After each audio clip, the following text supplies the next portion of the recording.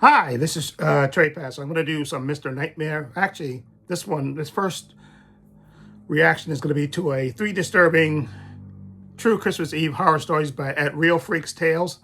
That's the website. I got this email from, this is a YouTuber that helped me design my YouTube, my Trey Passer logo that you see on my merch that I wear sometimes when I wear my shirts that say Trey Passer on it. And he sent me an email. And I'm not going to try to pronounce his name because it begins with an R. I'll put it over the video so you can see it. Okay, and he's actually the YouTuber that helped me design my shirt. So thank you for that. And he sent me this link to, because he said he likes when I do the Mr. Nightmare reactions, and I haven't done any Mr. Nightmare reactions in a little bit. So I have 3 more to do. So I'm going to do this one that he sent me. This is not from Mr. Nightmare, but I like the little screenshot from the site. So I said, yeah, let me do this. I'm going to react to this. And then I'm going to react to another Mr. Nightmare one. And then the other 2 that I have, I'm going to probably react to those tomorrow because I got to go to work tomorrow. So maybe after work, I'll react to that. Maybe 2 of them or maybe 1. And then just, and upload those. Okay. So, and then maybe Wednesday, because I'm off, I got a half day on Wednesday, Christmas Eve. So maybe I'll maybe I'll download 2 more Mr. Nightmare and react to those. So it'll be kind of a Mr. Nightmare, kind of a marathon from here, Monday through Wednesday. So anyway, excuse me. And then my voice, I'm getting over a cold. Thankfully, like I said, Thursday I started feeling sick at my job, and then I took some Dayquil and stuff and went home and took some medicine and stuff. And then I started feeling better. I had a kind of a rough night until I eventually fell asleep, and then I started feeling better on Friday and Saturday and even Sunday. So I'm feeling better. Again, my throat is, because I haven't been speaking that much. So I'm going to get me some water actually before I react to this. Okay. And so again, I want to say thank you to him, to this YouTuber for the design, for the Trey Passer design, and for sending me this link for this, and Merry Christmas to him and everybody else. Okay. So please, again, hit the like and subscribe button, and I'll be right back with my reaction. Okay. Let me put my headphones on and move a little closer, and I got some more water in the Gatorade bottle to keep my throat dry. I haven't taken any Dayquil today, but I may take some with dinner just to, again, I'm trying to wean myself slowly off the medication because I do feel better. No congestion, no runny nose and stuff, no headaches. I just have the kind of a, kind of a dry throat because I think the medication kind of dries you out and stuff. But anyway, I got my water for there, so let me do this. Okay, again, this is 3 disturbing true Christmas Eve horror stories at Real Freaks Tales. That's the website. So let's get to it. Here we go right now. Go. Boom, boom, boom, boom. Story 1 by Stanley Warner. Boom, boom. It was a very snowy Christmas Eve. Every year, my dad, who is very religious, would force my sister and I to go to midnight mass. When I was younger, the excitement of the next morning always got me through it. But now that I was getting older, the magic of Christmas was starting to fade. My sister, who was still young enough to believe in Santa, was full of energy, which kept me in the Christmas spirit. By the time we got home, I was ready to crash. I took off my stuffy church clothes and jumped into bed. I remember lying there and thinking about how the next time I wake up, it would be to the smell of cinnamon rolls downstairs and hopefully the new PlayStation under the tree. Boy, was I wrong. I remember jolting up in my bed. It was still pitch black. It was obvious to me at that moment that something wasn't right. I didn't want to wake up my dad and ruin his sleep if it was nothing. So against my better judgment, I slowly opened my door and started to walk downstairs. After 2 steps, I heard my little sister say something. A sudden wave of relief swept across my body, and I continued down the stairs. She must be too excited to sleep and looking if Santa had already left her presents. That's when I heard a man's voice, and it was not my dad's. My heart skipped a beat and I froze. My foot was in midair between steps as I strained my ear to try to hear who the hell it was and what they were saying. What I heard next sent shivers down my spine. "Ho ho, have you been naughty or nice this year, young lady?" he said. What? I didn't know what to do or whose voice that was, but I quietly finished walking down the stairs while listening. "I've been nice," I could hear my little sister say. "Of course you have," he said with a jolly laugh that made my heart pound. Downstairs was dark, illuminated only by the Christmas tree and all of its lights. I peeked around the corner into the living room. What I saw in that moment is burned into my memory. There was a silhouette of a huge man, at least 6.5 feet tall and over 250 pounds, with his hand on my little sister's shoulder. He was wearing a Santa hat, and he seemed to have a large sack in his other hand. "I have something for you since you've been such a good girl." He reached into his sack and pulled out what looked like a shoebox. I had no idea what to do. I was watching this unfold in front of me as if it was a movie, frozen in fear. Suddenly, I realized how cold I felt. I looked to my left to see the front door wide open, with the snowy wind hitting my face. I was so focused on what was happening that I didn't even realize it was open, or that it was so cold. I looked back to the living room and saw my sister beginning to open up the box. "Is that what I asked for in my letter, Santa?" my sister asked in an excited voice. "Yes, of course," the man replied. In that moment, I worked up all the courage I could and yelled at the top of my lungs, "Hey, get away from my sister." My voice was shaky when it came out. His head whipped around towards me.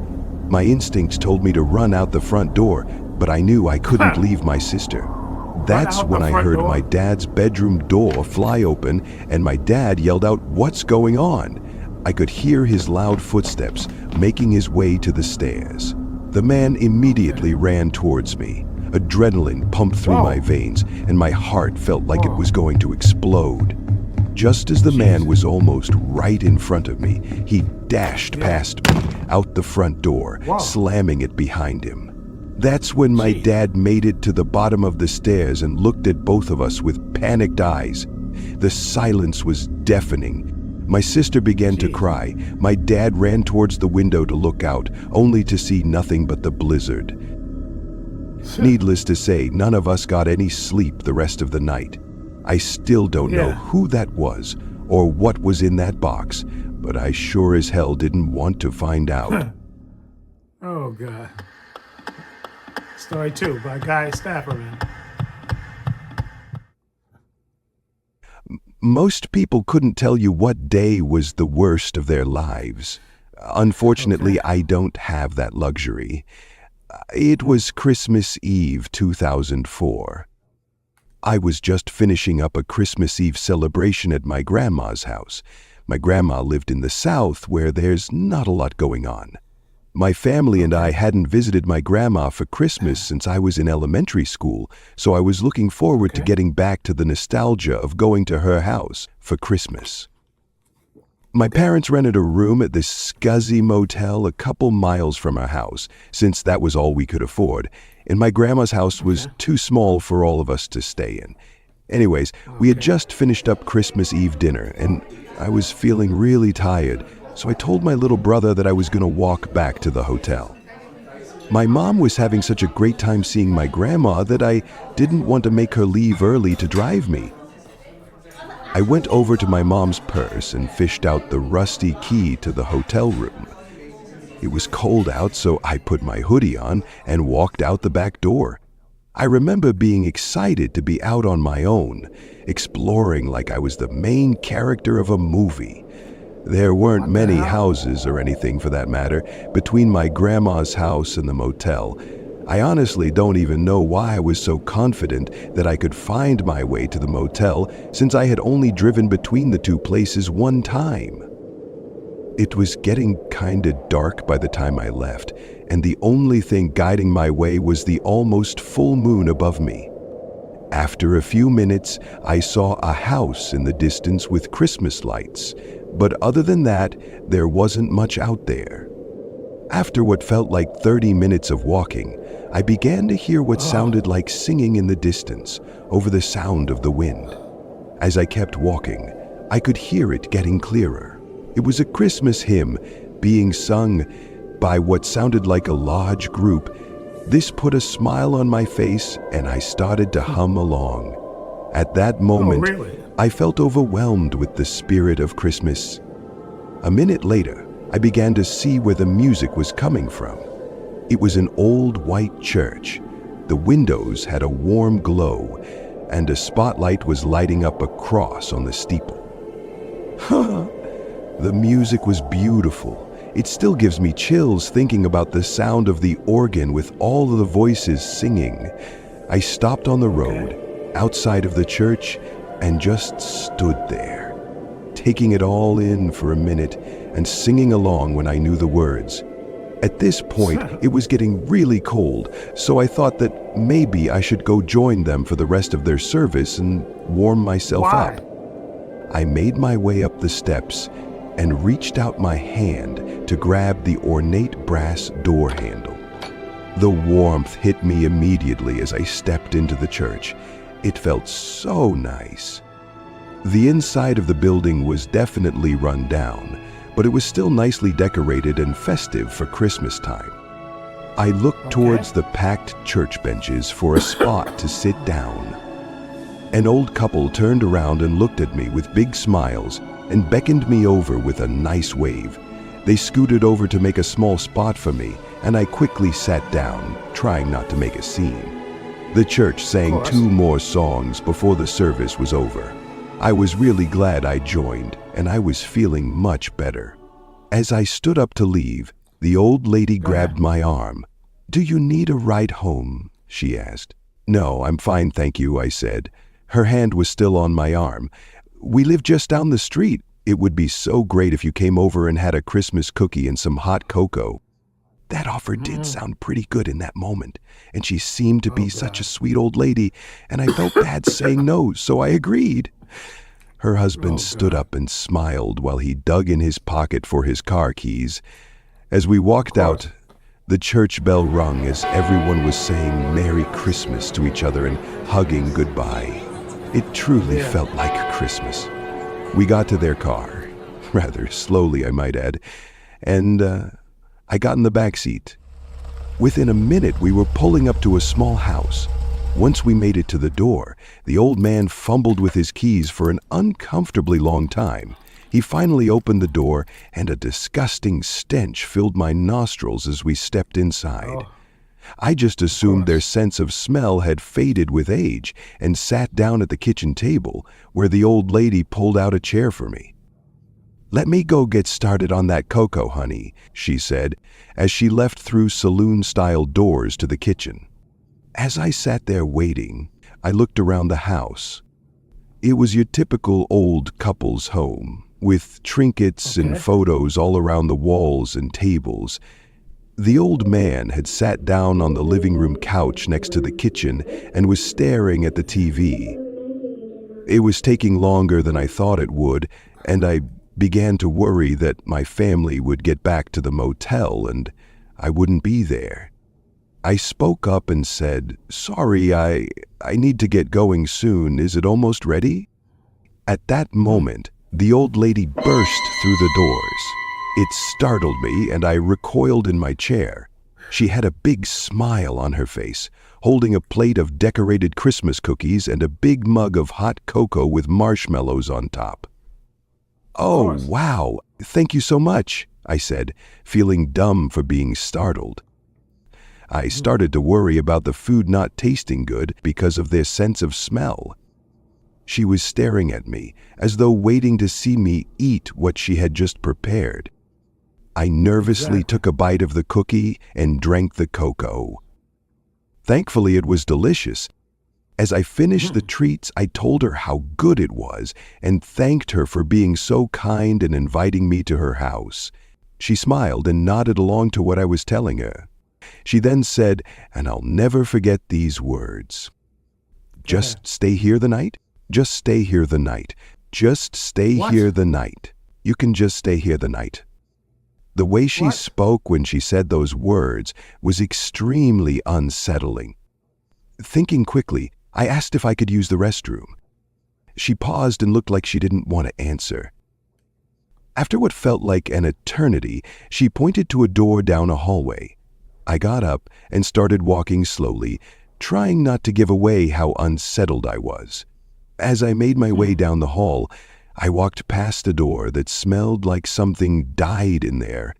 It was undoubtedly where the smell was coming from. As I turned to go into the bathroom, out of the corner of my eye, I saw both the old lady and man standing at the end of the hallway, watching me.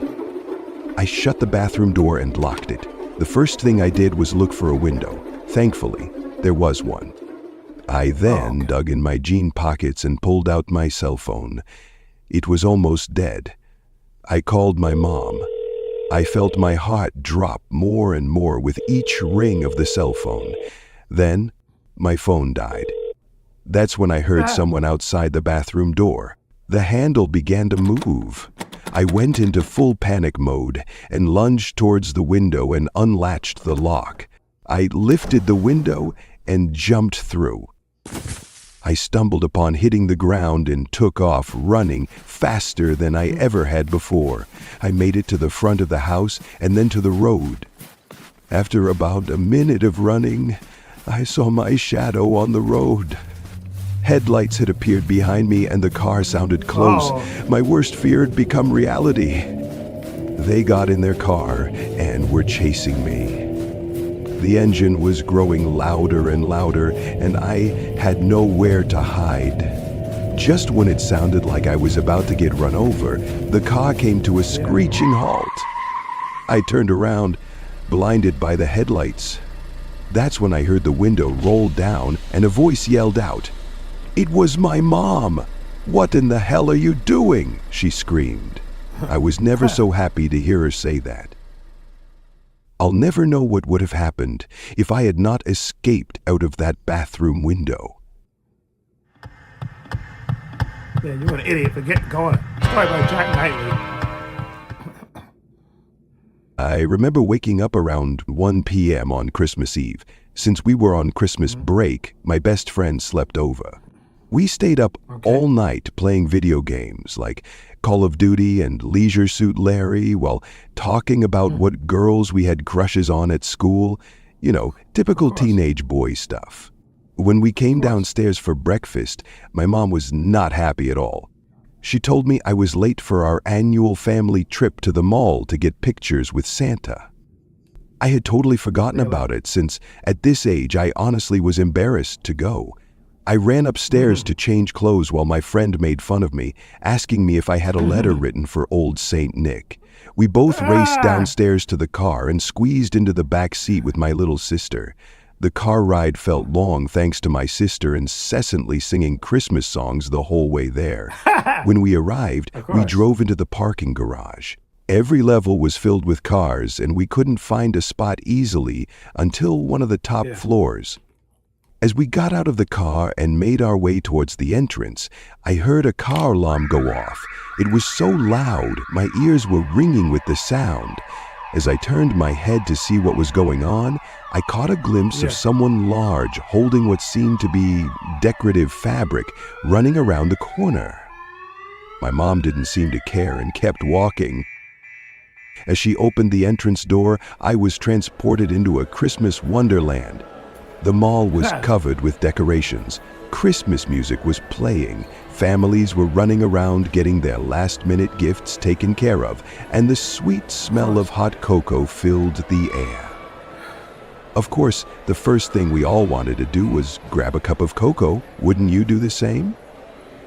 My friend and I split up with my mom and sister, and we all walked around window shopping while we drank. When I had almost finished my cup, my mom texted me that we needed to start heading towards where the Santa pictures were taken. My friend and I made our way through the busy crowd and pressed the button for the elevator. After a minute, the elevator doors opened and two hot girls walked out. My best friend elbowed me as if I wasn't already staring at them. I thought one of the girls looked at me for a second, but maybe I was just dreaming. My buddy turned to me and said, "Have fun with Santa Claus. I'm about to go get on the naughty list," like he was in a Marvel movie or something. I was fuming at this point. Going into the elevator was the last thing I wanted to do, but I knew my mom would kill me if I didn't. I walked into the empty elevator and turned around to press the button. I could still smell their perfumes as I saw my buddy running off through the crowd as the doors started to close. Just before they were fully shut, a white-gloved hand thrust in between them. They slowly opened and a large man dressed as Santa stepped in next to me. I guess I wasn't the only one running late that day. I was surprised that I didn't recognize his face. Ever since I was a little kid, it had always been the same man playing Santa. Despite the fact I didn't want to be here, I couldn't help but feel a little sad that it wasn't the same guy I grew up with. "Let me guess, level 5 for the Santa pictures?" I said with a laugh. He gave a jolly ho ho ho and nodded his head. I chuckled and then asked him if he knew what happened to the old Santa. "He died," the man said in a serious tone.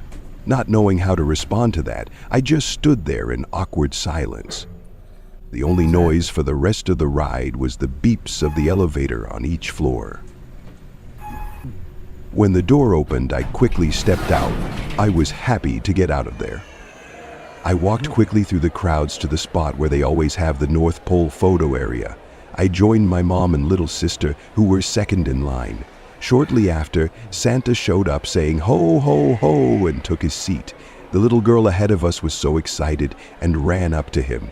"Come here, little girl," he said. He picked her up and put her on his lap. I turned to my sister and saw her excitement, which made me smile.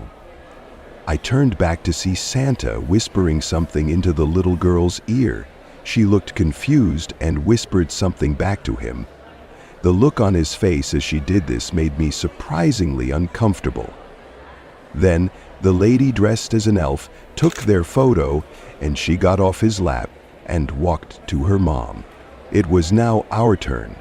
My mom told my little sister to go first by herself before doing our family photo together. I watched as my little sister walked over to him and got on his lap. Again, he started to whisper. This really made the hair stand up on the back of my neck. I didn't want her alone with him, so I decided to walk over and stand next to them early. As I got closer, I began to hear what my sister was saying. She was just finishing telling him our address. Without even thinking, I blurted out, "What the f... Don't give him our address. Why are you giving him our address?" I asked frantically. "So I can deliver her presents, of course." "Ho ho," he replied. This did not seem normal to me at all, and that's when the real Santa showed up. I immediately recognized him as the Santa we've always gotten our photos with, even without the costume. He was red in the face as he pointed at the man who still had my sister still on his lap. That's when all hell broke loose. The fake Santa leapt up, pushing my little sister to the ground. Before I could even process what was happening, he took off running. I picked up my crying sister and looked over at my mom, who was in complete shock. All while the real Santa just kept saying he stole my suit over and over again. Santa honestly sounded like a complete moron during this, but I understand given the situation. I told my mom to call the police, but she said she didn't want to bother them on Christmas Eve. I took out my phone and called my friend. I told him we needed to leave immediately and to meet me at the car. The walk to the car was bizarre. I felt stunned, passing by everyone else enjoying the holiday. When we got to the car, my friend was so pissed at me for making him leave early. He said I ruined his chances to get some. I told him to shut up and explained what had just happened. He understood, but I could tell he was still upset. When we got home, My friend had his parents come pick him up since the mood was ruined. I remember lying in my bed that night, worrying. My sister told this man where we lived. I just kept telling myself that maybe he had forgotten it in all of the craziness. That night was long. Every bump or creak in the house made me alert. For the first time, I was hoping Santa wouldn't visit us for Christmas. Thankfully, he never showed up. But every Christmas Eve, I still think about it. Yeah.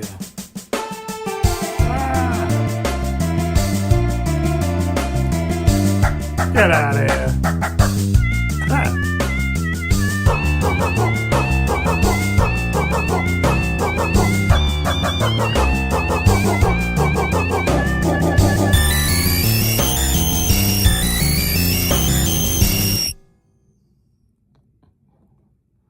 Who did that to those poor animals?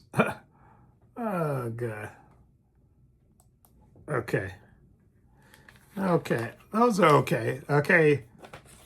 Let me go through these. The first one with the Santa in the house, that was potentially really scary. And I don't know why you walked down the steps.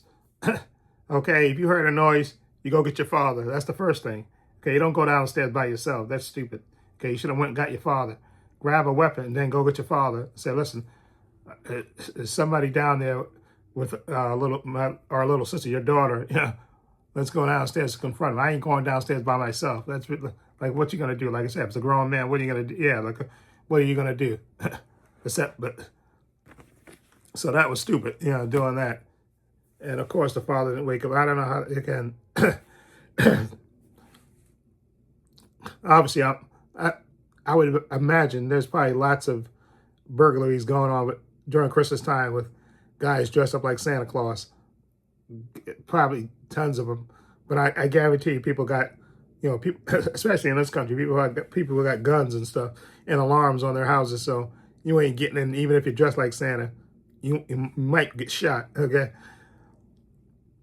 And then the second story, the kid is stupid.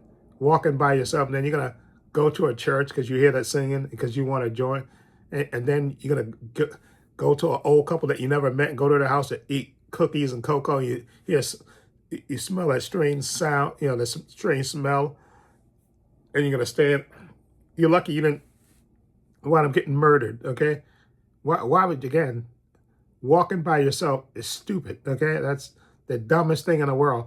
Out in the middle of nowhere, in the middle of winter, that's the dumbest thing ever. Again, but then again, kids want to be independent and stuff, so I can kind of believe that would happen because kids are stupid that way.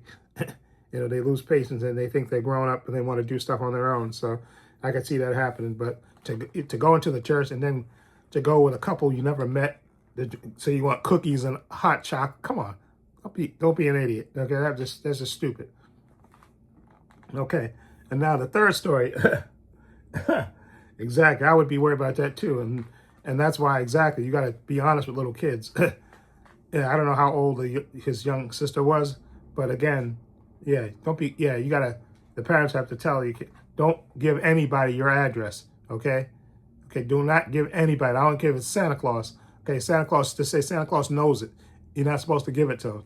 Okay, that's the thing with the parents. They should have been told her. I don't understand they don't want to spoil Christmas for her and all that stuff and ruin Santa and all that stuff, but you always tell your little kids as soon as they can walk that you don't give anybody your address unless it's the cops or a doctor or something like that. Do not give strangers your address. Okay, I don't care if it's Santa, the mall Santa or anything. Do not give them your address. Okay, so again, that could have potentially. I thought it was going one way. I thought the guy was going to come to their house and try to rob them. Or by the time they got home, the house would have been robbed because she gave them the address. But thankfully, that didn't happen for them. But anyway, these are actually the 3 entertaining stories. They were kind of entertaining and stuff. And I like the little